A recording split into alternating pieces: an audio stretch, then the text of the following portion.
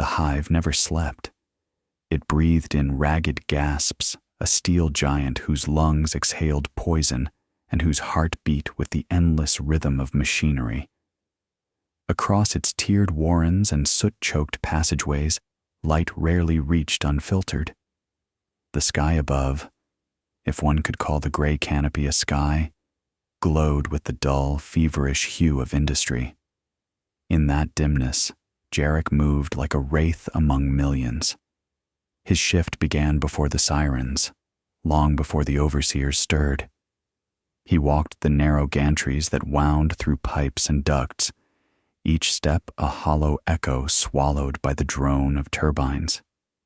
He had long ago ceased to hear that drone as anything more than the city's own lifeblood, the sound that cradled every hour of his existence. The walls sweated with condensation, a perpetual drizzle of chemical mist. Beneath the clamor of gears and the rasp of exhaust vents, he could hear the faint shuffle of his own breath, proof that he still lived, though life in the hive rarely deserved the name. The factory floors stretched like caverns, lined with colossal presses and towering furnaces. Their heat rolled through the air like invisible tides, baking grime into every pore. Jarek's hands bore the record of it, calluses hard as iron, blackened scars that no amount of scrubbing would cleanse. The others worked beside him in a half-conscious rhythm, bodies bending and rising like puppets pulled by unseen strings. Their faces, hollow-eyed and mask-like, reflected no more thought than the machines they served. He had been among them since boyhood, one more orphan fed into the hive's belly. His earliest memories were of corridors that smelled of oil and burned metal, of the lullaby of grinding wheels. The administratum clerks who counted bodies never knew his parents' names. He had never learned them himself.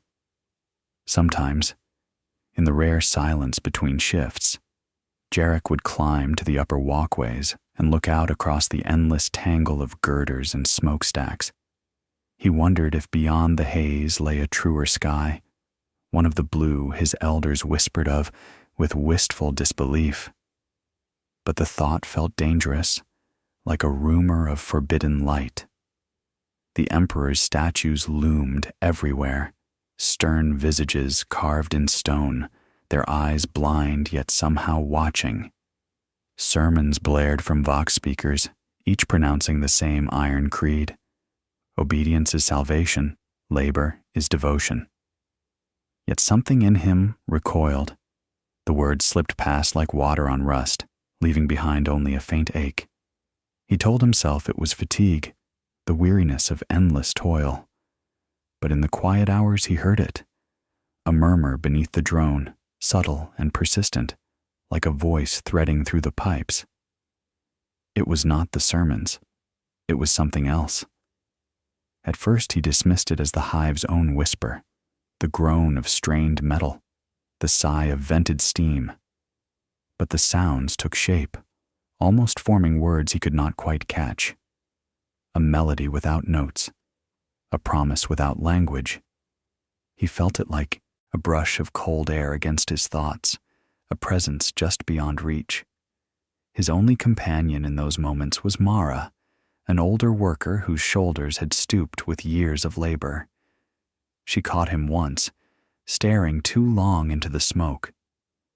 "Don't look for what isn't there," she warned, voice hoarse from decades of fumes. "The Emperor sees enough without you tempting his gaze." Jarek nodded, but her caution only deepened the unease. If the Emperor truly watched all, why did he feel so unseen? Why did the weight of the hive press so heavily, as though the God Emperor's light could not pierce its iron skin? That night, as the work sirens faded and the masses retreated to their rust-stained dormitories, Jarek lingered. The whisper returned, stronger than before, threading through the hiss of cooling pipes. It beckoned, not with commands, but with a strange familiarity, like the memory of a lullaby he had never known. He pressed his palm to the wall. The metal throbbed faintly, almost like a pulse. In that heartbeat, he felt, for the first time, that the hive was not merely a prison of steel and smoke. It was alive, and something within its depths, something older and far more patient than the Emperor's stone gaze, had begun to call his name. Days slid into one another, each identical to the last, until time itself became a smear of smoke and clangor. Jarek rose and worked, ate what passed for food, slept in the company of hundreds who never spoke beyond the barest necessity. The sermons continued to thunder from the vox horns above the factories, but their words no longer lodged in his mind. They were as distant as the stars he had never seen. Once, when he was younger, those proclamations had stirred a flicker of awe. He had whispered the Emperor's name with the fragile hope that someone, something, might hear. The God Emperor was said to be mankind's eternal guardian, his will the shield against the dark. But years of sweat and soot had dulled those early sparks. The prayers, repeated endlessly, had become a script spoken by rote. Even the priests seemed weary, their eyes clouded by the same industrial dust that coated every surface. He began to notice the cracks, a foreman slipping extra rations to his favorites while preaching sacrifice, a shrine whose candles had long since burned to stubs, its gold paint flaking like old scabs. The statue of the Emperor near the factory gate bore a new scar, a jagged fissure across its marble cheek, left untended for months. It was small, almost hidden in the gloom, but Jarek's gaze caught it each morning. The damage looked almost deliberate, like a wound that no one cared to mend. These details wormed into his thoughts as he worked. He felt no sudden rebellion, only a creeping disquiet. The creed promised purpose, yet each day drained him, until purpose felt like another machine, grinding, unfeeling, inevitable. He searched for the warmth of belief and found only the cold echo of habit. One evening, Mara found him sitting at the edge of the catwalk long after the shifts had ended. Below, the factory slept beneath a canopy of stale smoke. "You'll catch the eye of the overseers," she rasped, lowering herself beside him. "They don't like workers who linger. I'm only resting." His voice sounded hollow even to his own ears. "Do you still believe?" Her brow furrowed. "Believe in what?" "In him, the Emperor, that he watches, that he cares." Mara's lips tightened. She looked out across the darkened machines. "I used to," she said at last, "but the Emperor is far away. Too far to see the likes of us. Maybe he was never meant to." The quiet that followed was heavier than any sermon. Jarek felt something loosen inside, as though the question had already been waiting for her answer. Days later, as he climbed the service ladders toward the outer levels, he passed a gathering in a forgotten maintenance corridor. Half a dozen workers huddled near a broken vent, their faces half lit by the dim glow of a flickering lumen. He caught only fragments of their whispers. Talk of freedom, of meaning beyond the endless grind.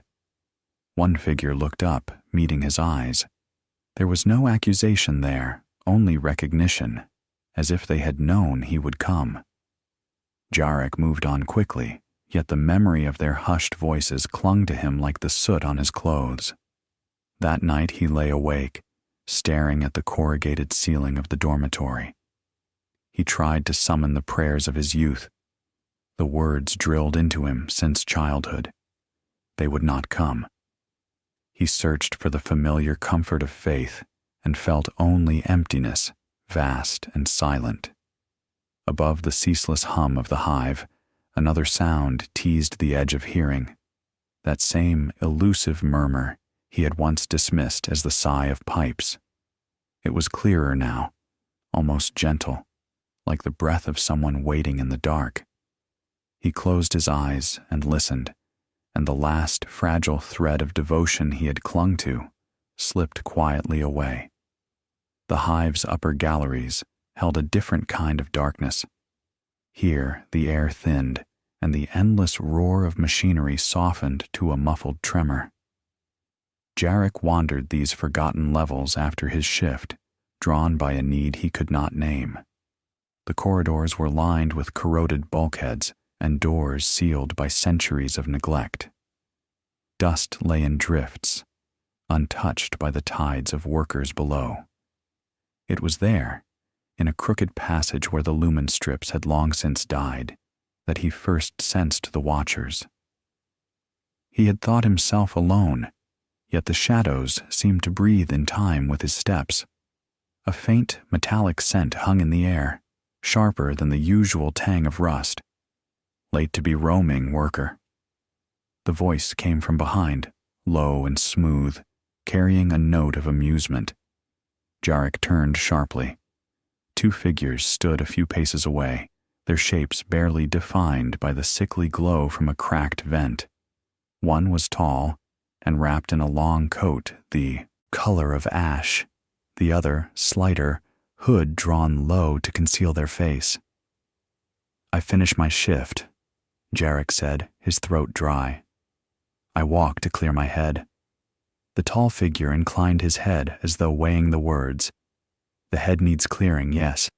This place clogs the soul." His voice held a cadence unlike any Jarek had heard. Neither the clipped bark of overseers nor the monotonous chant of priests.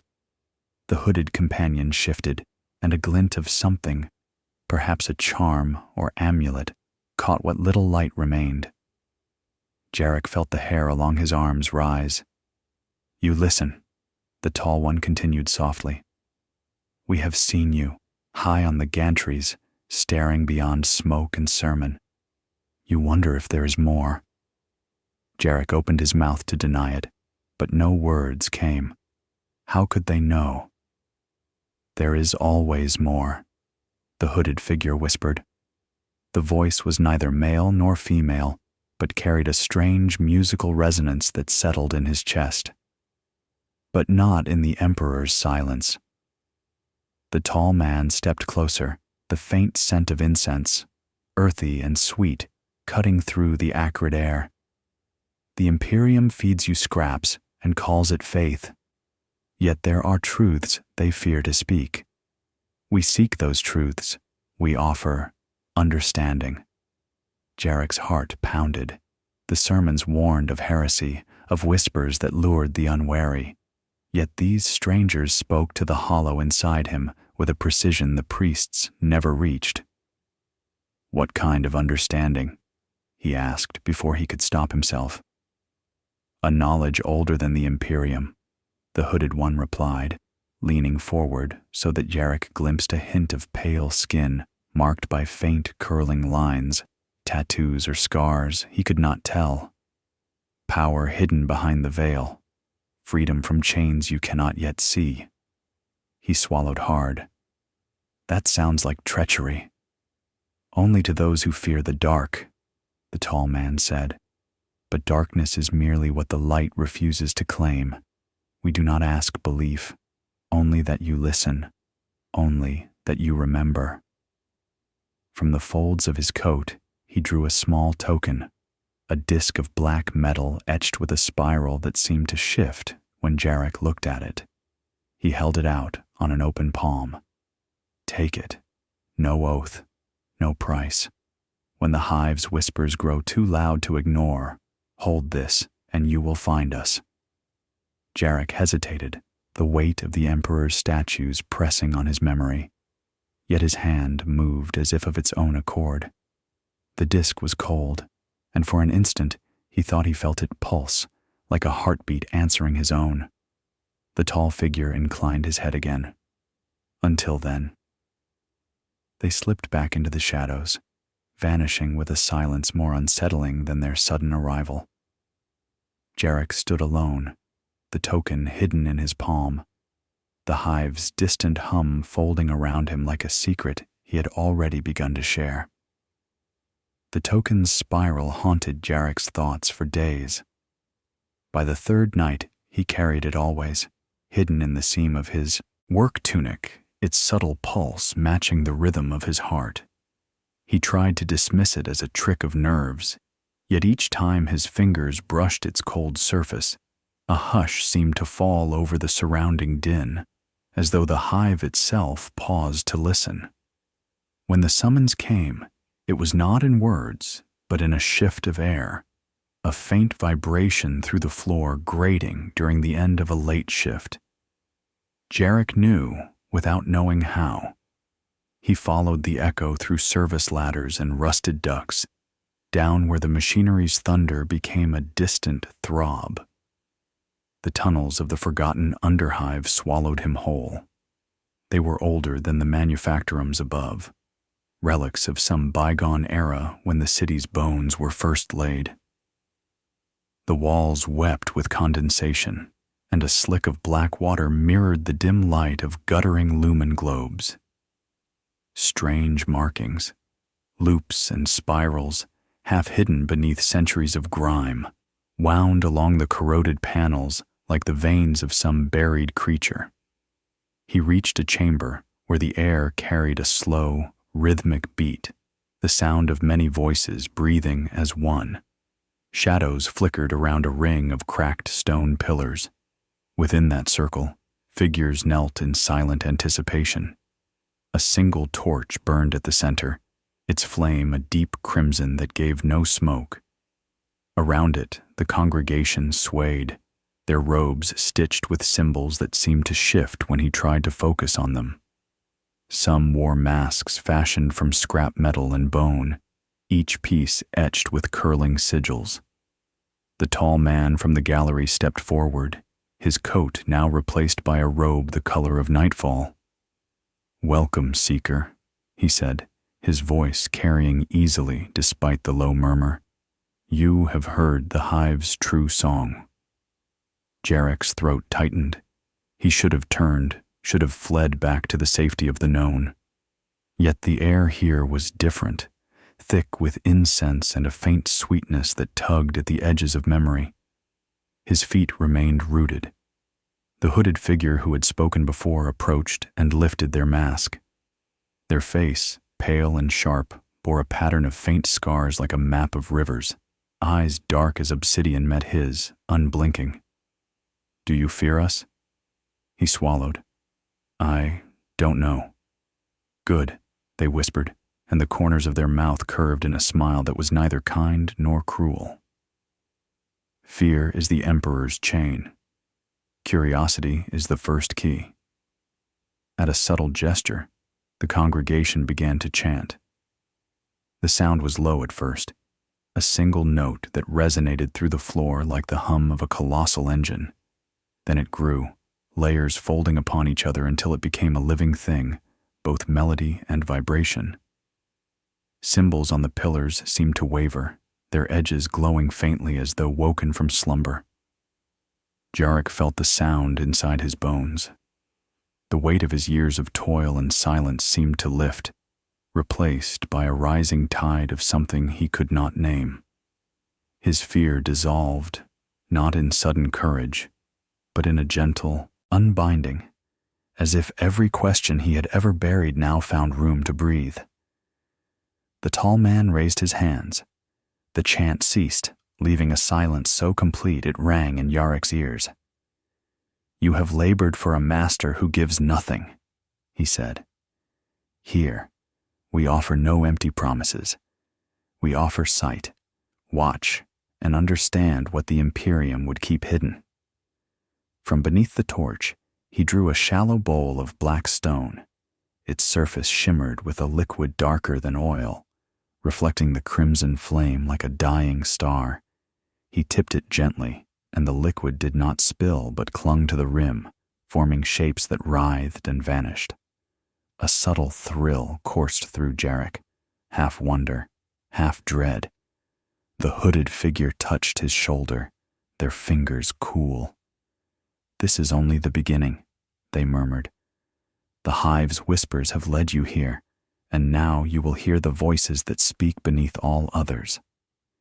In that charged hush, Jarek realized his fear had become something else entirely, a yearning as deep and quiet as the tunnels themselves. The hidden congregation swayed once more, and he felt the first tremor of a new allegiance take root within his heart. The chamber beyond the congregation was carved from ancient stone, its walls slick with age and veined with faintly glowing sigils that pulsed like buried embers. The air carried a charge that prickled Jarek's skin, a hum too deep for ears yet felt in the marrow of his bones. The tall man beckoned him forward, and the gathered cultists parted in a slow, silent arc. "Tonight you pass beyond sight," the hooded figure said, their voice an intimate whisper that seemed to echo from every shadow. "The veil between flesh and eternity thins for those who dare." At the center of the chamber stood a dais of black metal, its surface engraved with spirals that matched the token's shifting pattern. Upon it rested a shallow basin of liquid that shimmered with colors Jarek's mind could scarcely hold, violet bleeding into emerald, streaks of molten gold that unraveled into shades without name. The air above it rippled like heat haze, though the liquid gave off a cold that bit at his lungs. The congregation began to chant, low and rhythmic, their voices weaving an unsettling harmony. The sound grew until it merged with the subterranean thrum, a vibration that blurred the boundary between hearing and thought. Jarek's heartbeat faltered and then aligned itself to the cadence. The tall man held a dagger of black glass to the crimson torch. The flame bent toward it, licking the blade without consuming it. "This is no wound of pain," he intoned. "This is the opening through which the truth will speak." He drew the edge lightly across Jarek's palm. The cut was shallow, but bled with surprising warmth. Jarek felt no fear, only a deep and curious anticipation. His blood fell into the basin, each drop sparking a ripple that flashed with impossible hues. The hooded figure guided his hands to the basin. "The warp is the ocean beneath creation," they whispered. "To drink is to glimpse its tides." Jarek lowered his palms. The surface rose to meet him, impossibly buoyant. The instant his blood touched the swirling liquid, the chamber dissolved. He was no longer standing on stone, but floating in a void alive with color and motion. Curtains of light spiraled like galaxies torn open, their edges bleeding into darkness. Shapes coiled and uncoiled at the periphery, vast presences that shifted from beauty to terror in the space of a heartbeat. He heard music that was also laughter, and screams braided into choirs of aching sweetness. A single star flared before him, then shattered into a storm of eyes, each one gazing into the marrow of his being. He felt himself laid bare, every memory, every hidden doubt, every flicker of resentment. The eyes did not judge. They devoured and adored in the same unending breath. A voice, if it could be called that, unfurled within him. It was not one sound, but 1,000 layered whispers, each speaking his name in tones of affection and hunger. "You are seen." The words burned through him like molten glass, not pain, but a rapture so fierce it stole his breath. He reached toward the light and felt the light reach back, threading through his veins like liquid fire. Then the vision fractured. The eyes collapsed into a single spiral, and the void's colors bled into black. Jarek staggered. The chamber returned with the scent of incense and the soft hiss of the crimson torch.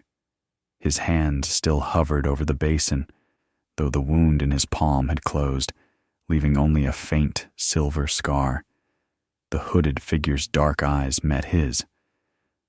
"The warp has looked upon you," they said softly, "and you have looked back." A tremor of exhilaration and dread coursed through him. The world beyond the hive's smoke and sermons had opened, and nothing, least of all Jarek himself, could remain untouched. The silver scar in Jarek's palm no longer ached. Instead, it tingled with a quiet energy, a subtle reminder of the night when the veil had parted. Days passed in a haze of sleepless vigor.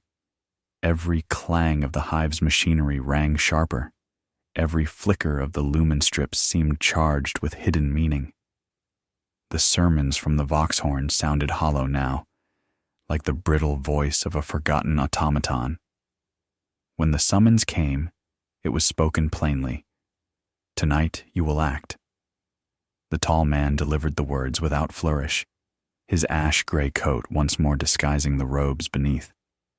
Jarek followed him through narrow maintenance shafts and rusted stairwells until the hive's thunder fell to a dull, distant pulse. They emerged into a cavernous chamber of broken girders and collapsed bulkheads, a graveyard of the city's early bones. The hooded figure waited there, a pale flame of a torch casting shifting sigils across the walls. Around them gathered the silent congregation, their masks reflecting the crimson light like a ring of unblinking eyes. The tall man spoke first.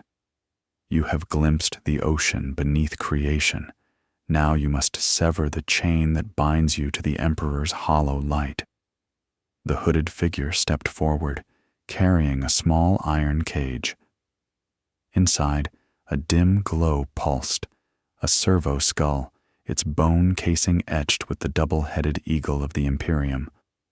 Once, it might have served a priest or overseer, its data spirits programmed to report every whispered doubt.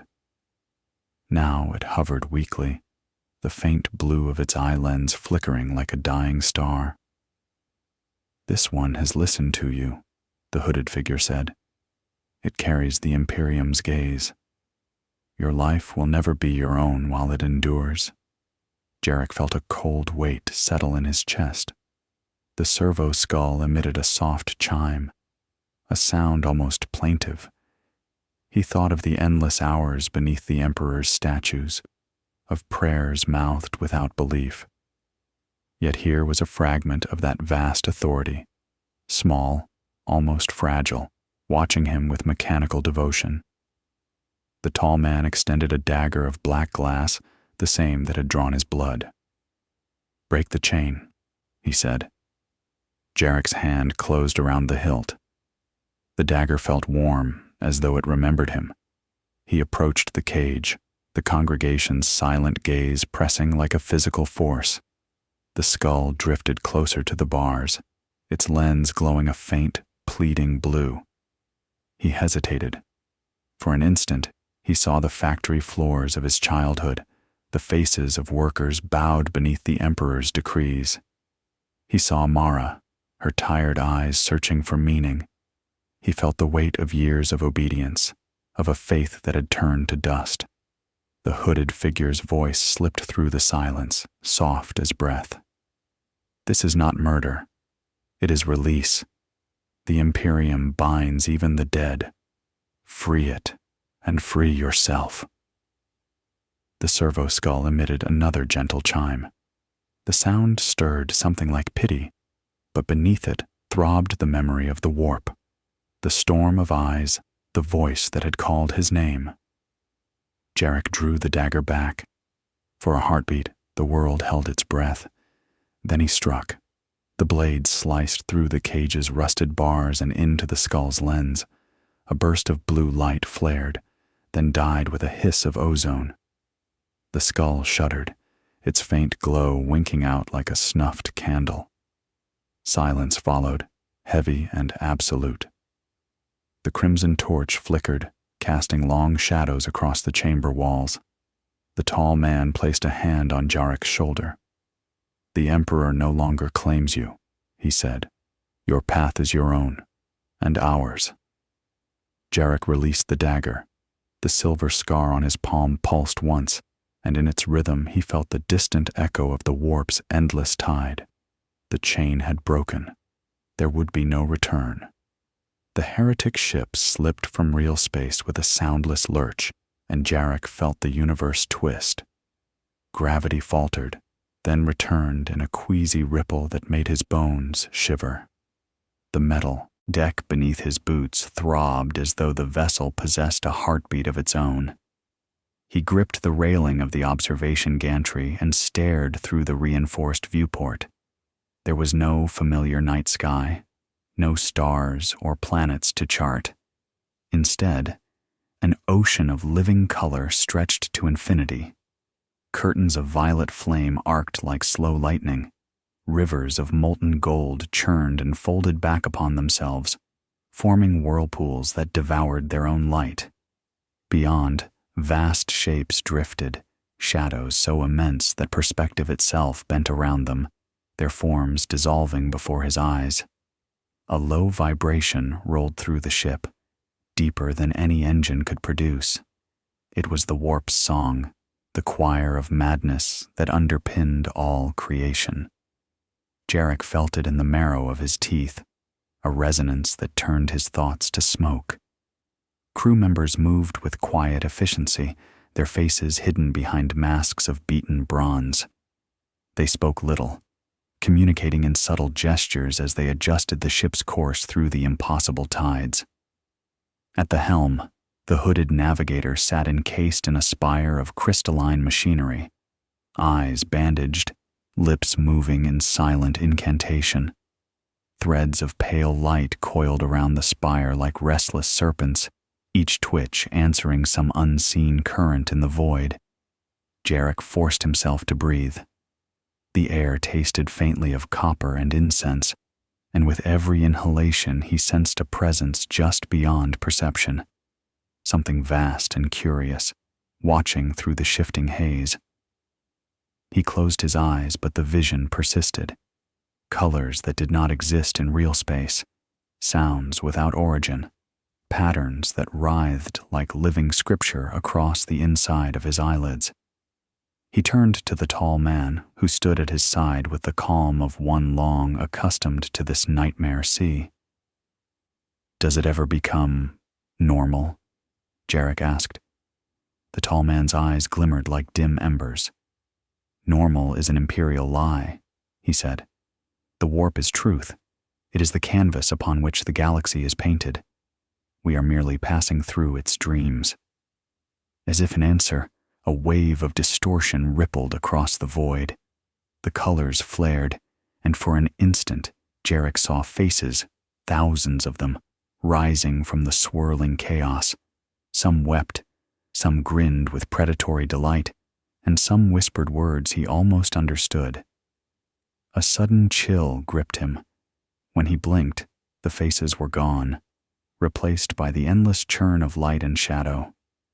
A shriek tore across the deck, not from any living throat but from the metal itself. The ship groaned as if under sudden pressure. Bolts rattled. The gantry trembled. Jarek's heart hammered. The hooded navigator's chant quickened. Pale strands of light lashed outward from the crystalline spire, weaving a luminous net that held the ship steady against an unseen surge. The warp outside surged in answer, and Jarek swore he felt a hand, enormous and cold, brush the edges of his mind. For a moment, he stood at the brink of understanding. He sensed currents of desire older than stars, wills vast enough to drown worlds. The memory of his initiation, of eyes and laughter and whispered promises, flared like a wound. He clutched the railing until his knuckles blanched. Then the pressure eased. The shriek faded to a distant hum. The tall man's gaze remained fixed on the viewport. "The warp notices those who notice it," he said softly. "You have felt its glance. Do not avert your own." Jarek shuddered, yet he could not look away. The sea of unreality stretched before him, infinite and alive, its beauty as lethal as it was mesmerizing. He felt the last tether to the galaxy of men grow thin, and the silver scar in his palm warmed with a pulse that matched the heartbeat of the void. The ship's final plunge through the warp came without warning. One moment, the void outside writhed in its endless storm of color. The next, A darkness deeper than night devoured every hue. Jarek felt his stomach twist as though the universe had inhaled, and then the ship burst free. Silence fell, vast and absolute. He pressed against the viewport and saw a sky that defied every tale whispered in the hive's smoke-choked alleys. The Eye of Terror yawned before him, an expanse where the laws of creation had torn like rotted cloth.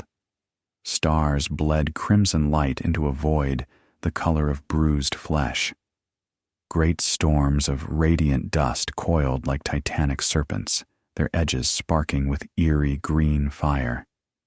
Space itself bent and flexed, ripples of distortion that made distant suns shimmer like reflections in shattered glass.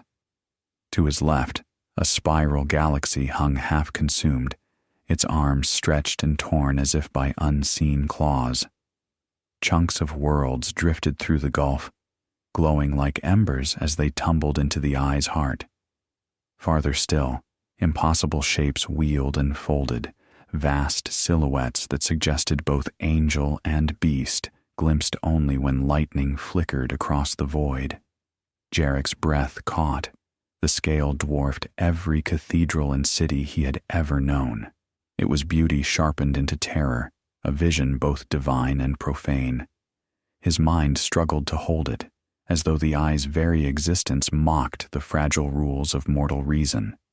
Beside him, the tall man spoke in a voice hushed with reverence. "Behold the wound in the galaxy. Here the veil is thinnest. Here the gods walk." The hooded navigator emerged from the crystalline spire, their bandaged eyes turned toward the spectacle. "This is the truth the Imperium fears," they whispered. "Here is where all faith begins and ends." The ship drifted forward, its engines a low throbbing pulse. The crimson glare of the bleeding stars washed the deck in rusted light. Jarek gripped the railing, heart hammering. The silver scar in his palm burned faintly, an echo of the initiation that had drawn him here. He tried to speak, but no words formed. Instead, he felt a presence, immense, distant, yet intimate, press against the edges of his mind.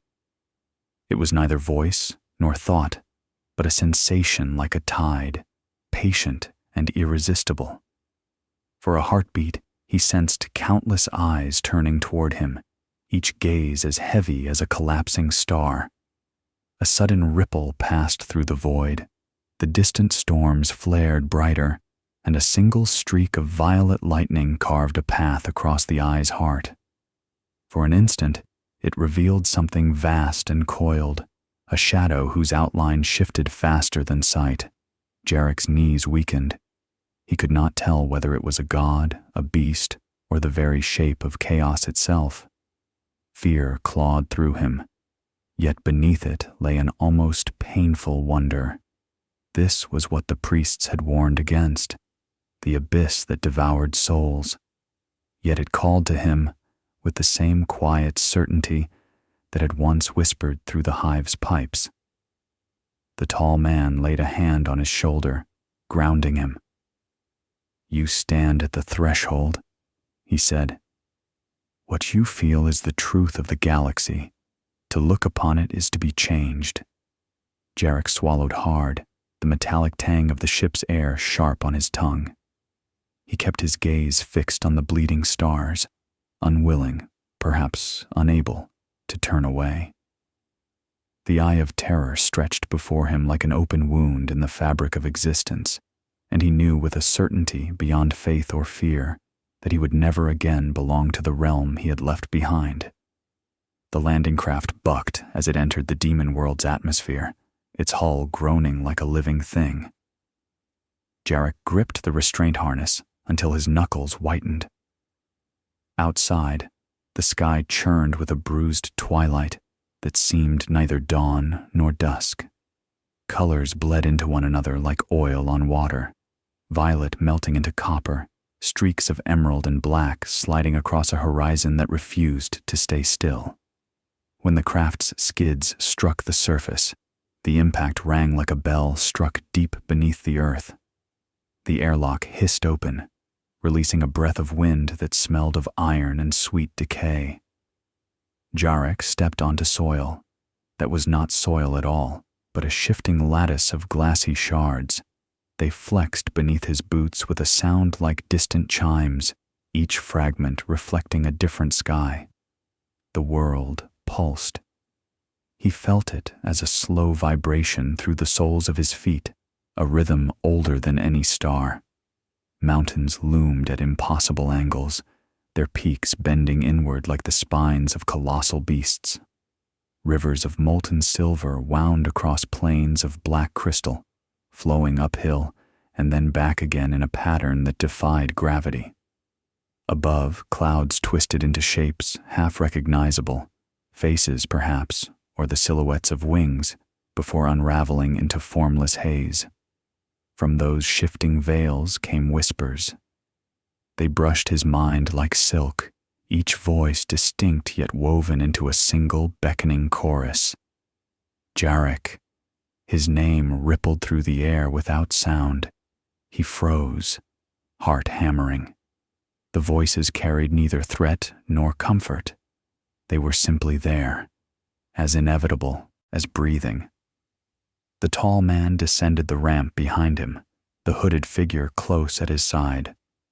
Both seemed dwarfed by the landscape, yet their movements were unhurried, as if this place had long ago accepted them. "This world was once like any other," the tall man said, his voice low and steady. "Then the gods looked upon it, and it became what you see. Here, the warp and the material are one.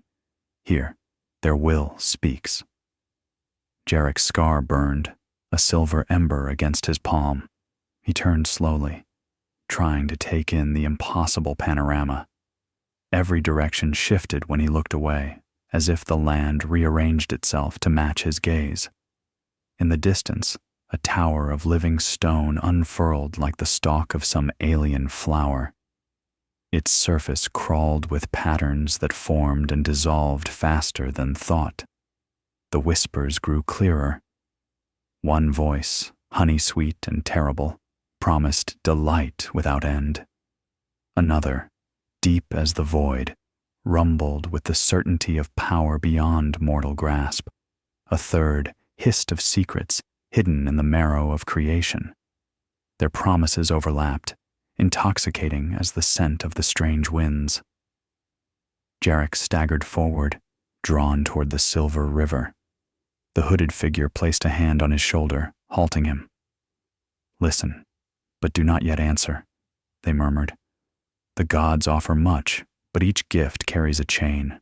To choose is to be chosen." He nodded, though his thoughts spun like the sky above. The air tasted of copper and honey, each breath a thrill and a warning. He could almost feel the weight of unseen eyes pressing upon him, testing the strength of his will. From the tower of living stone came a sudden flare of light, green, then violet, then a color beyond all naming. It washed across the plains in a single pulse, and for an instant the world held its breath. Jarek felt the voices surge within him, a tide of desire and dread that threatened to drown every memory of who he had been. When the light faded, the landscape settled into uneasy stillness, yet the echoes of the whispers remained, coiling through his mind like smoke. The tall man stepped beside him, his gaze fixed on the distant tower. "You have set foot in the realm of gods," he said quietly. "From this point, every path leads deeper, and none return to the light you once knew." Jarek closed his eyes. The whispers did not fade. They waited, patient and endless, promising both power and oblivion with every breath. The demon world never slept. Its sky churned with restless storms that shed no rain, only sparks of emerald fire that hissed as they struck the ground. Beneath that shifting firmament sprawled the cult's encampment, a lattice of jagged blackstone and rotting tents stitched from hides Jarek dared not name. The air smelled of copper and old smoke, a perfume of corruption that clung to his skin no matter how often he washed in the silver rivers. Life here was a contest of will sharpened to a knife's edge. The cult was no single brotherhood, but a nest of rival factions, each loyal to a different god or to none at all. Bands of masked zealots roamed the camp's crooked alleys, their armor patchwork of scavenged ceramite and flayed skin. They spoke in whispers or in sudden shouts of violence, their tempers flaring like sparks from a forge. Jarek quickly learned the rules, if they could be called rules. Strength mattered, but not the kind measured in muscle. Cunning, speed, and the ability to sense treachery a heartbeat before it struck were worth more than any blade. Those who failed the test of vigilance vanished, their remains feeding the ever-hungry ground or the things that stalked the camp's perimeter after nightfall. Mutants prowled these paths too, their bodies twisted by the warp's caress into shapes both pitiable and fearsome. Some wore the remnants of their former humanity, like ill-fitting clothes, an extra arm sprouting from a shoulder, skin etched with eyes that blinked in unison. Others were little more than walking nightmares, limbs knotted into claws, faces stretched into masks of perpetual scream. They moved through the encampment unchallenged, feared and occasionally worshipped. Demons were rarer, but their presence defined every whispered bargain. Sometimes a shadow passed overhead, and the air tasted of iron and roses. Sometimes a flicker of movement at the edge of sight carried a low chuckle that raised the hairs on Jarek's neck. No one spoke of these visitations aloud, yet every cultist felt them, like predators pacing the thin skin of reality. Jarek kept to the fringes, watching, learning. He bartered scraps of food and fragments of knowledge for protection, his silver-scarred palm marking him as one who had touched the warp and lived. That mark brought wary respect, but also envy. He sensed eyes on him when he slept, measuring the strength of his soul as if it were a prize to be taken. The tall man who had first led him here offered only sparse guidance. "Trust no oath," he warned one night, his voice barely louder than the crackle of the campfires. "Here, loyalty is a mask worn for advantage. Even the gods test their own with betrayal." Jarek nodded, keeping his gaze on the shifting shadows beyond the firelight. Something large moved there, the silhouette of wings dissolving into the storm-tossed sky. He tightened his grip on the dagger of black glass that never left his side. Violence erupted without warning. Two cultists clashed over a stolen relic, a shard of bone inscribed with runes that pulsed like dying embers. The fight ended in a heartbeat, one throat opened with a spray of black blood that steamed in the cold air. The victor raised the bone high, eyes alight with a feverish glow. The onlookers neither cheered nor intervened. They simply noted who had gained power and who had lost it. Jarek felt no shock, only the steady recognition that this was the true currency of the eye. Fear and opportunity bound in an endless dance. Survival meant moving with that rhythm, never hesitating, never trusting. As the storm above flared with a streak of violet lightning, the whispers returned, soft, coaxing, filled with promises he no longer tried to deny. Jarek tightened his cloak and stepped deeper into the camp's labyrinth, the scent of copper thick in his lungs. He had entered a world where monsters ruled, and to endure he would have to become something the Imperium would never recognize as human. The demon world whispered with many voices, and in Jarek's sleepless hours, each god of chaos sought him in turn. Their temptations came not as clumsy commands, but as dreams that bled into waking, each promise as distinct as the storms that roared across the eye. First came Slaanesh. The night smelled of crushed flowers and smoke when the vision unfurled. A figure of impossible grace stepped from a curtain of violet mist, their form shifting between man and woman and something beyond both. Music without instruments filled the air, notes that caressed the nerves like warm breath. Jarek felt every ache in his body dissolve into a tide of rapture. The figure's eyes held 1,000 colors, and in them he saw a pleasure so complete it threatened to erase thought itself. Why endure pain? The voice purred within him. Why bow to duty when ecstasy waits in every heartbeat? His scar burned with a languid heat, and for a moment he longed to surrender, to drown in the sweetness of sensation and forget the scars of his mortal life. But before his yearning could become consent, the vision fractured into crimson. Khorne's presence arrived like a war drum, the air itself vibrating with rage. He stood ankle-deep in a field of steaming blood. Warriors clashed and died around him, their screams swallowed by the thunder of battle. A towering shape of brass and shadow loomed, faceless save for eyes that blazed like molten iron. The roar that followed was not speech, but the pure language of slaughter, a call that flooded Jarek with a strength fierce and terrible. He tasted iron on his tongue and felt the savage joy of a kill that needed no reason. "Take what you will," the roar implied, "spill blood and be free." His pulse quickened, every beat a hammer of crimson desire. Then the battlefield dissolved into a labyrinth of shifting light. The world became a scroll of living runes, each symbol twisting into a new form before his eyes. From the heart of that maze came Tzeentch, the architect of fate. A figure robed in feathers and flame beckoned, eyes like twin suns of indigo fire. "All paths lead to my design," the voice whispered, subtle as a blade's edge.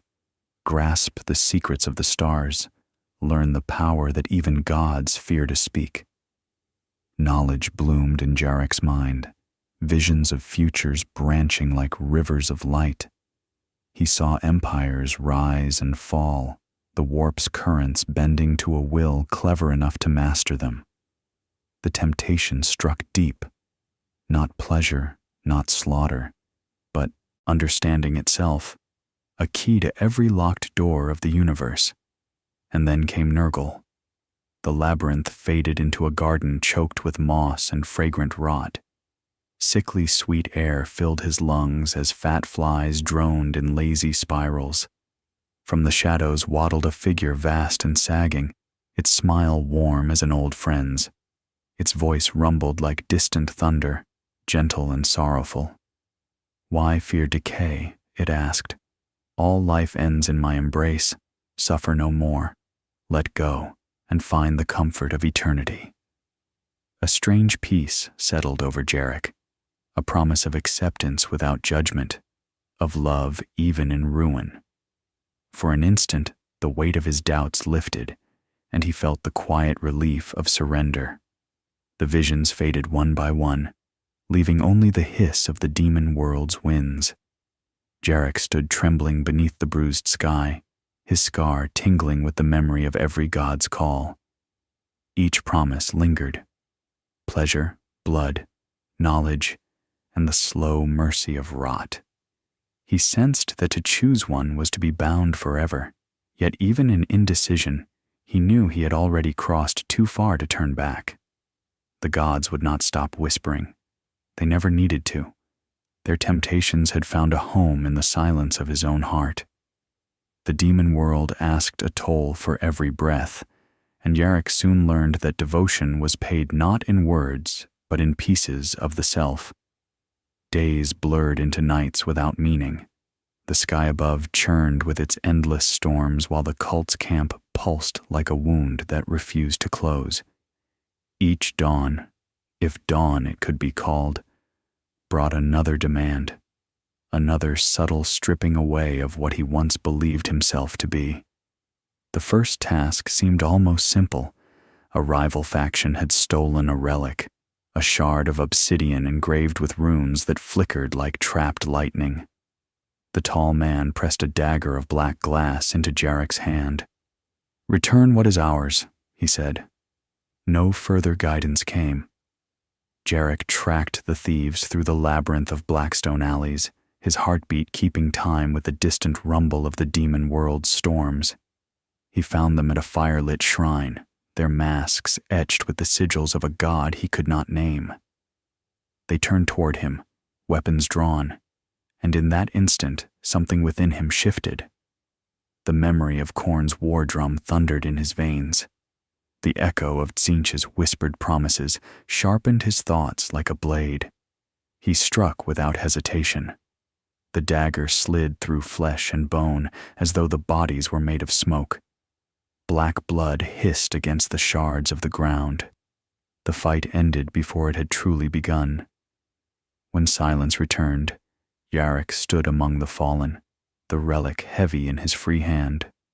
The dagger dripped with blood that steamed in the cold air, and for the first time he felt no recoil, only a cold clarity, as if the act had peeled away a layer of fear he no longer needed. Word of his deeds spread quickly. In the camp's crooked streets, masked faces turned toward him with new recognition, some in fear, others in approval.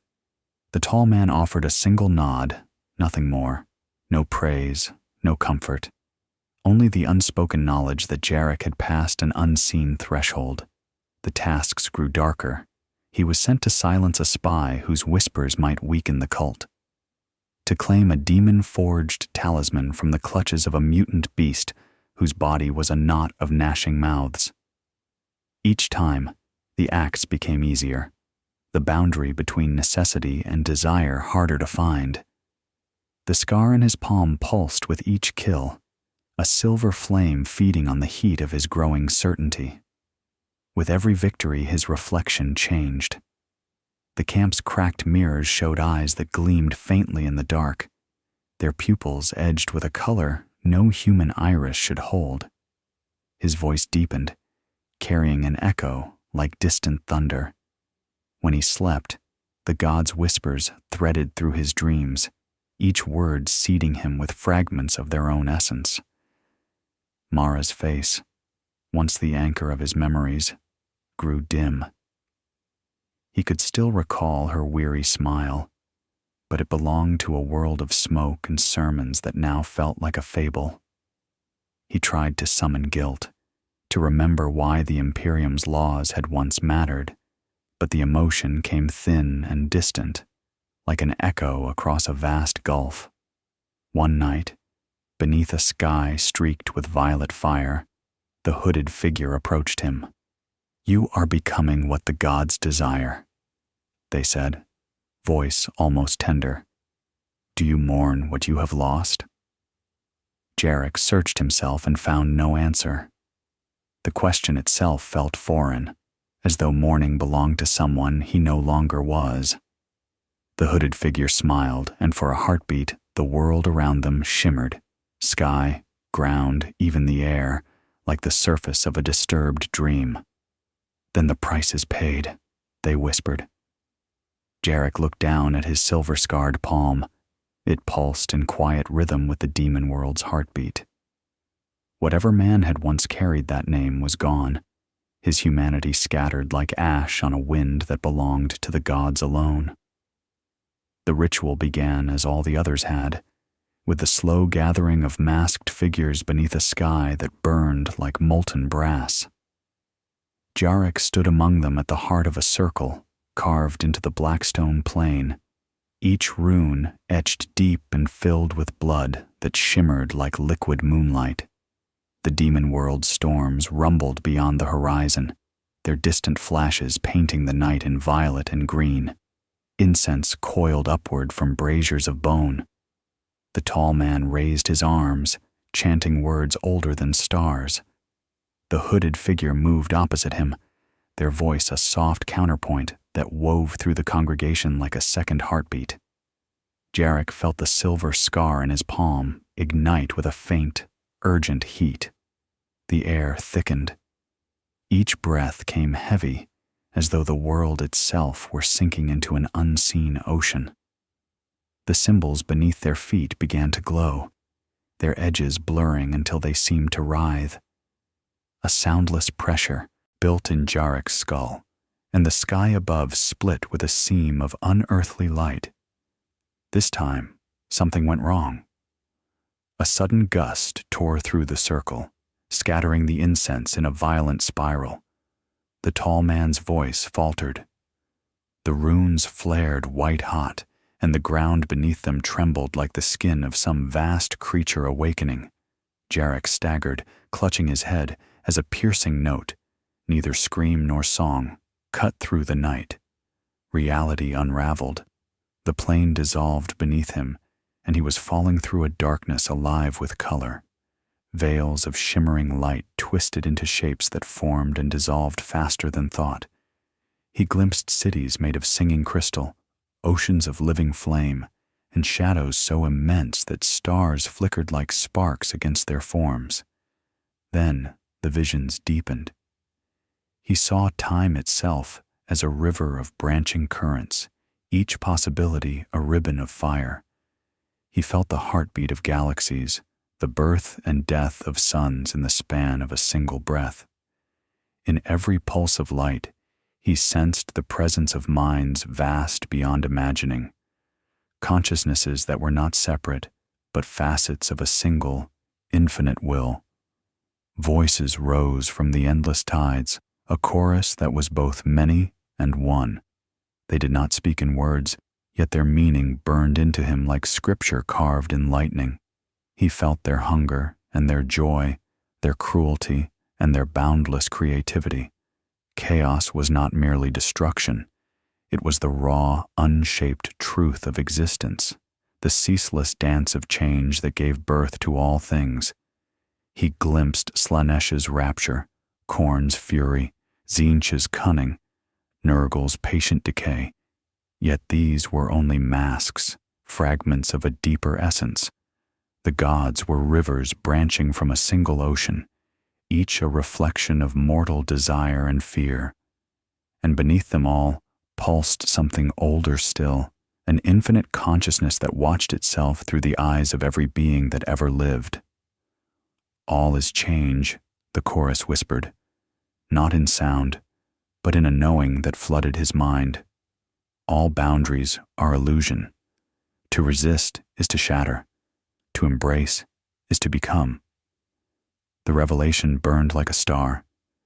Jarek felt his own thoughts peel away, his name and memories dissolving into the vastness.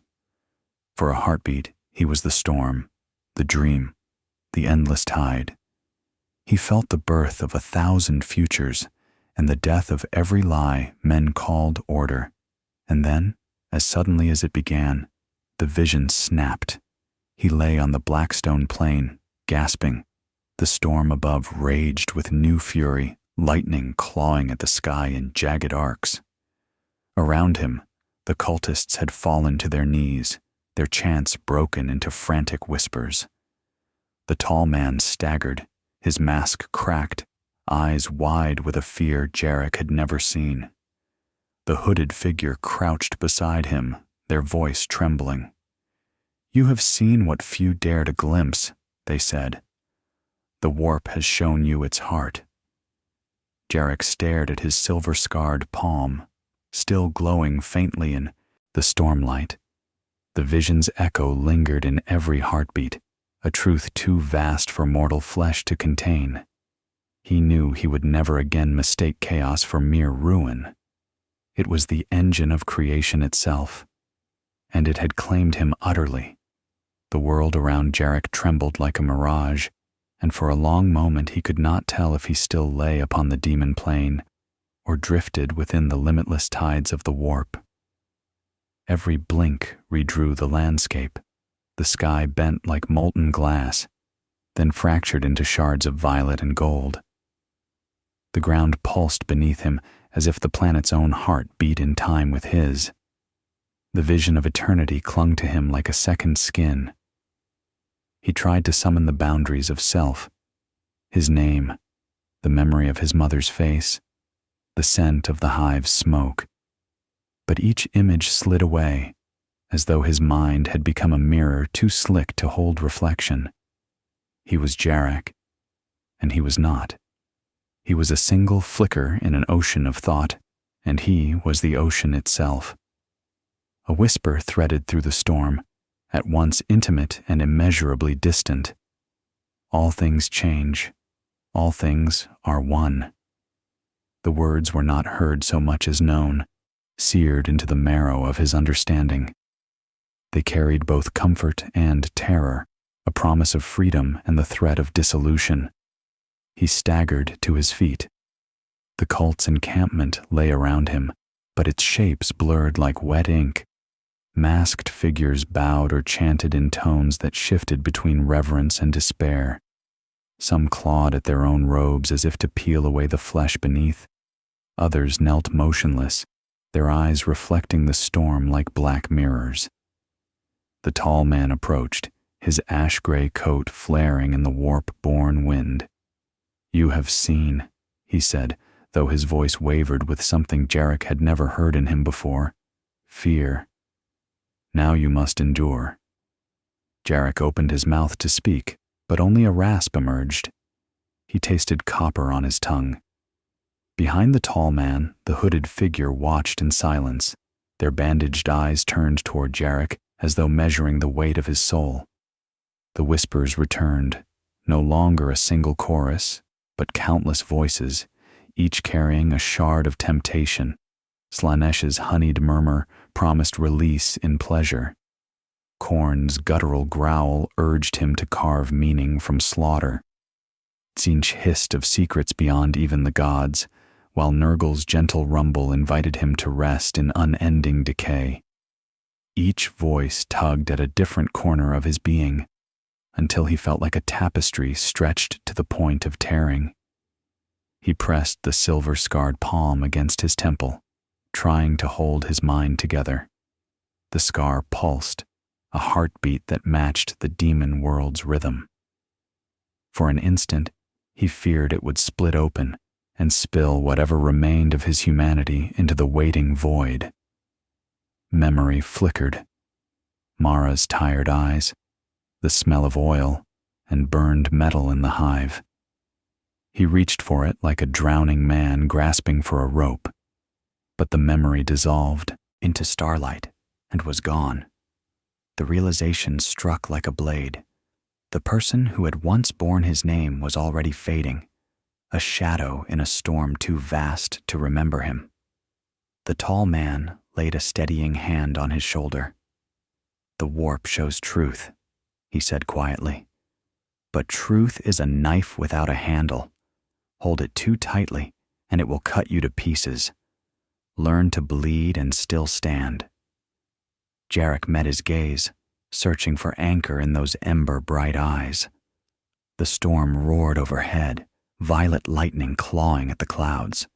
The voices did not cease, but their clamor softened to a distant tide, like waves retreating from a battered shore. He drew a slow breath. The taste of copper lingered, but so did a strange clarity. Madness and revelation were no longer enemies. They were the same path, the same inevitable price for seeing what lay beyond the veil. As the storm's light bathed the plain in shifting hues, Jarek felt the last fragile boundary of his old self dissolve. In its place stood something both smaller and infinitely greater, a single mortal who had looked upon eternity and could never again belong wholly to the realm of men. The storm above raged in colors beyond naming, a vault of violet and green fire that clawed at the bruised horizon. Jarek stood at the edge of the Blackstone plain where the cult's encampment dissolved into shadow. Each breath tasted of copper and rainless lightning. The voices of the gods lingered in the air like the echoes of an unending dream. He felt the scar in his palm throb with a slow, measured pulse. Each beat carried the memory of all he had seen, the infinite tides of the warp, the faces of gods who were less deities than hunger's given shape. The truth they had revealed still burned in his mind, too vast to forget, too heavy to bear. The tall man approached from the dark, his coat snapping in the storm-born wind. "The moment has come," he said, voice low enough to be almost drowned by the thunder. "Chaos does not wait. You must choose how you will be remade." Jarek met his gaze and saw neither triumph nor pity, only expectation, like the calm of a predator before the strike. Behind him, the hooded figure emerged, their bandaged eyes turned toward the storm. "To embrace is to become more than flesh," they whispered. "To turn away is to be unmade. Either path ends the man you were." The words settled over Jarek like a final verdict. He thought of the hive he had left behind, of corridors dripping with soot and sermons, of Mara's weary face fading into memory. That life felt like a dream, half remembered, a story told about someone else. He tried to summon regret and found only a hollow ache, as if his heart no longer recognized the language of loss. The gods' voices returned, each temptation a distinct thread in the storm. Slaanesh promised a bliss so deep it would drown every doubt. Khorne roared for blood and the freedom of endless war. Tzeentch whispered of futures only he could shape, and Nurgle offered a peace that smelled of moss and warm decay. Their promises wove together into a single call: choose and be chosen. Jarek closed his eyes. For a heartbeat, he stood at the center of all paths, a mortal poised between annihilation and ascension. The silver scar in his palm flared like molten metal, a brand of everything he had become. He imagined the futile escape the tall man had spoken of, stealing a craft, fleeing back toward the Imperium. He saw himself crawling through the warp, hunted by the very powers he had glimpsed. Even if he reached the stars of man again, what would he return to? The hive's choking smoke, the Emperor's blind statues, the sermons that had once seemed eternal. He was no longer that man. He could never again kneel before a god who never spoke. The storm roared, violet lightning splitting the sky. The hooded figure's whisper rode the wind. To flee is to vanish, to stay is to change. Either way, the self you knew is already gone. Jarek opened his eyes. The plain stretched before him like the surface of a vast, breathing sea. He felt the gods waiting, patient and hungry. He raised his scarred hand to the storm. The lightning flared in answer, bathing him in a light that seared without pain. The voices swelled, 1,000 whispers, a single chorus, and he felt his own voice join them, not in words, but in pure resonance. Something inside him broke, or perhaps finally fit into place. The man who had once toiled in the hive's endless smoke was gone, scattered like ash. In his stead stood a being claimed by the endless tide, neither mortal nor god, but a fragment of the warp's boundless dream. Above, the storm quieted to a low, eternal hum. Jarek lowered his hand and felt the silence within him, vast and absolute. Whether he had embraced chaos or merely ceased to be, he no longer cared. The choice itself had become his final transformation. The storm over the demon world parted with a sound like rending cloth, and Jarek felt the sky open above him. A column of violet fire descended, neither flame nor light, but something stranger, a living wound torn in reality. His scar pulsed furiously, each beat louder than his heart. He stood at the threshold of his own undoing, body trembling, mind stretched to breaking. The congregation of cultists knelt in a ring around him, their masks turned upward, their whispers drowned by the roar of the warp. The tall man raised his arms in triumph, while the hooded figure's bandaged eyes glowed faintly with unseen fire. Jarek's body burned. Veins glowed beneath his skin, silver threads crawling outward from the scar on his palm. His flesh warped, as though unseen hands kneaded it, twisting bone and sinew into new patterns. He gasped, but the sound was not human. It was a chord, a resonance that harmonized with the storm above. The voices of the gods swelled inside his skull, each one staking its claim. Pleasure, rage, knowledge, decay, 4 tides that battered him from within. His knees buckled, yet he did not fall. He was lifted, suspended between earth and sky, his body stretched upon the unseen strings of eternity. A fissure opened across his chest. No blood spilled, only light, sharp and cold as a blade. He saw fragments of himself flutter away like ash, memories of the hive's smoke, the taste of ration bread, Mara's tired smile. They scattered into the storm, and with each fragment gone he felt lighter, emptier, freer. The Emperor's statues, once so heavy upon his thoughts, dissolved into dust. The voice of sermons crumbled into silence. Only the chorus of chaos remained, vast and consuming. His skin cracked, and from the wounds poured a shimmering vapor that coiled like serpents of glass. His shadow split into many, each one moving out of step, reflections of what he might have been. Some were monstrous, winged or fanged, others broken husks crawling in the dust. They shrieked and vanished into the ground.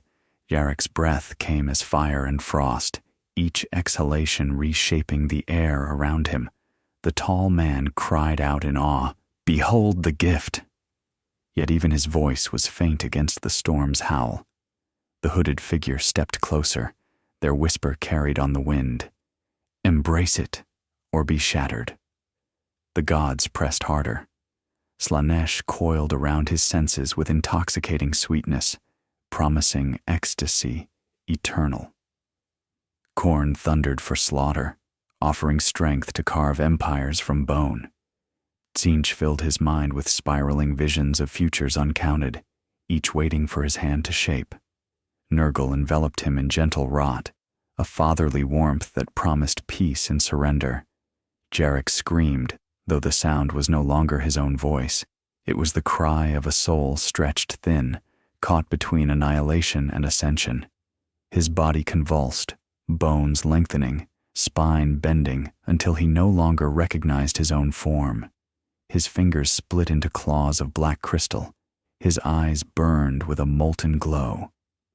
The silver scar erupted into a starburst that branded his flesh with symbols shifting too quickly to name. And then it ended. The fire receded, the storm stilled. Jarek collapsed to the blackstone plain, smoke rising from his skin. For a moment there was silence, broken only by the hiss of the wind. He lay trembling, his chest rising and falling, and realized that he no longer felt the beat of his own heart. Instead, he felt the slow, infinite pulse of the warp itself. He rose unsteadily. His reflection in a shard of glassy soil showed not the man he had been, but something other, a figure of shadow and light, eyes like twin voids, flesh etched with crawling runes.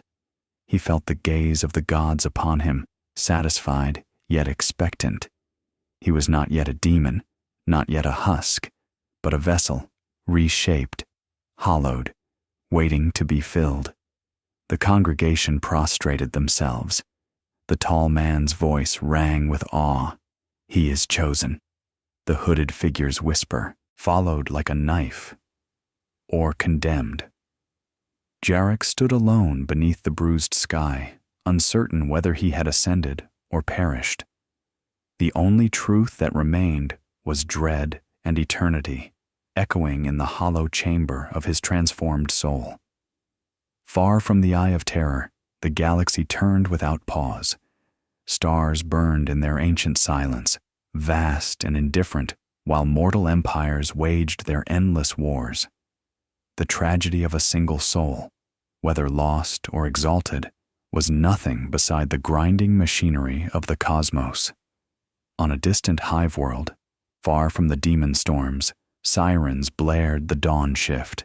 Millions of workers spilled into the smoke-choked avenues, heads bowed beneath the weight of 1,000 sermons. The emperor's statues loomed above them, their stone gazes blind yet unyielding. Priests recited litanies through crackling vox speakers, their voices swallowed by the roar of industry. No one spoke of Jarek. No one knew his name. His absence was as unnoticed as the loss of a single spark in a furnace that had burned for 10,000 years. Across the segmentum solar, imperial fleets prowled the void, their prows crowned with the sigil of the double-headed eagle. Macro cannon boomed, and the darkness between stars flared with the brief light of dying ships. Admirals plotted campaigns measured in centuries, their minds fixed on maps of entire sectors. One cultist's transformation, hidden within the eye, meant nothing to the Admiralty's cold calculations. In the shadowed depths of another system, the Inquisition rooted out heresy with unrelenting zeal. An acolyte knelt before his master, reporting the purging of a minor cult in a forgotten manufactorum. Names were listed, confessions recorded, ashes scattered to the void. Among the endless catalogue of treachery, no trace of Jarek's path appeared. The Inquisition's gaze remained sharp, but the galaxy held too many secrets for even its hunters to see them all. Warbands of chaos raided imperial borders, striking like blades through the fabric of order. Planets burned, populations screamed, and the names of the gods were shouted in both terror and triumph. To those who worshipped or feared the ruinous powers, Jarek was but one more echo in the eternal chorus. His choice, his agony, his transformation, these were lost in the symphony of a million other damned souls. Even the Mechanicus forges of distant Mars hummed on in tireless devotion. Great engines roared, birthing weapons to feed wars that would outlast dynasties. Data priests communed with ancient machines, their prayers a harmony of binary and faith. The warp's shifting tides might one day sweep across their red deserts. But for now, the rhythm of production drowned every lesser story. And in countless quiet places, frontier agri-worlds where dawn broke over golden fields, pleasure domes where nobles drank the wine of rare moons, frozen outposts where a single guard watched the stars, life persisted in its ordinary pattern. Children were born, soldiers fell, lovers whispered vows they hoped the emperor might bless. They would never know of the cultist who had crossed the threshold of humanity and stepped into the endless dream of chaos. The eye of terror remained a distant wound in the night, a scar most mortals glimpsed only as a warning in scripture or a rumor whispered by voidfarers. Its storms howled unheard across the light years, their fury muted by the vastness of space.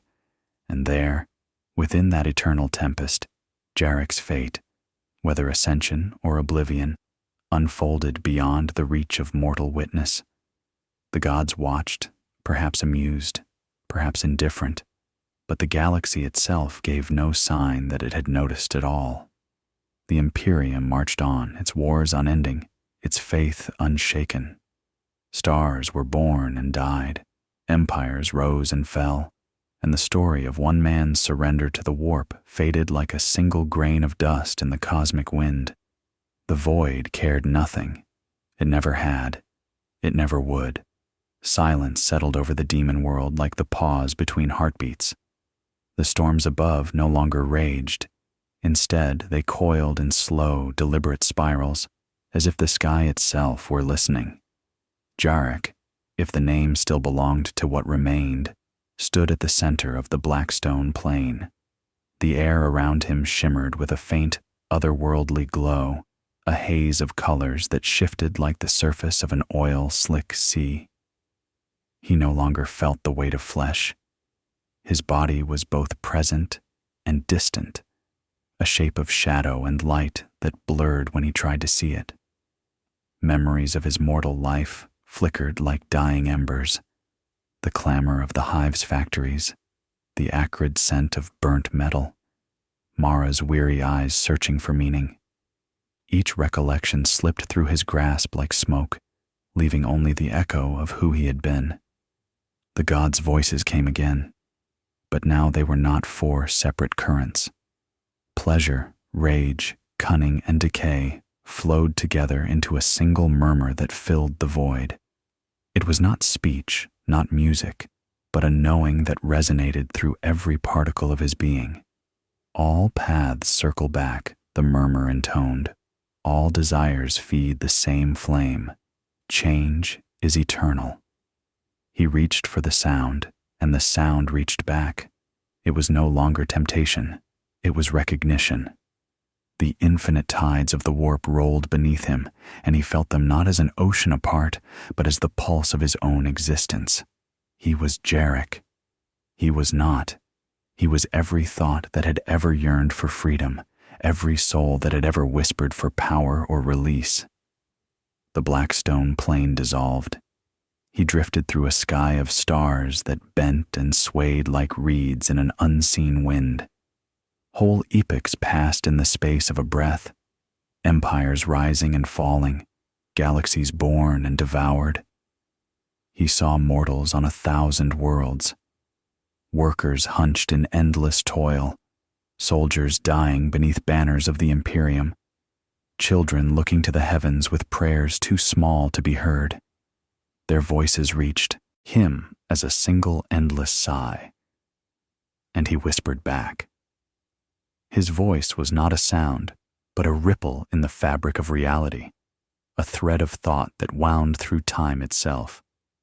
It slipped into the dreams of a young acolyte on a distant shrine world, into the half-heard prayers of a weary guardsman staring at a blood-red sunset, into the quiet fears of a child watching the stars from a forgotten outpost.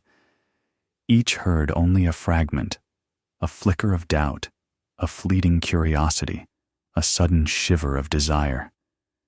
"There is more," the whisper breathed. "There is always more." The mortals stirred uneasily, never knowing the source of the thought that brushed their minds. They would call it fancy or temptation or a passing shadow of the soul. Yet the seed was planted, and seeds had a way of finding soil.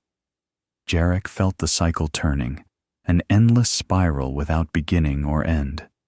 The gods were not distant tyrants, but the reflections of mortal longing, and those longings would never cease. As long as men hungered for freedom, for pleasure, for knowledge, or for the simple comfort of an end, chaos would answer. The storms of the eye flared once more, casting their bruised light across the void. Jarek's essence, demon or lost soul, it no longer mattered, rose with the tide. He was the whisper in the silence, the question behind every prayer, the faint pulse of wonder that stirred when mortals looked upon the stars. The galaxy turned, vast and unheeding, but the whisper endured, threading through time like a promise and a warning. The cycle never ends. Change is eternal, and I am waiting.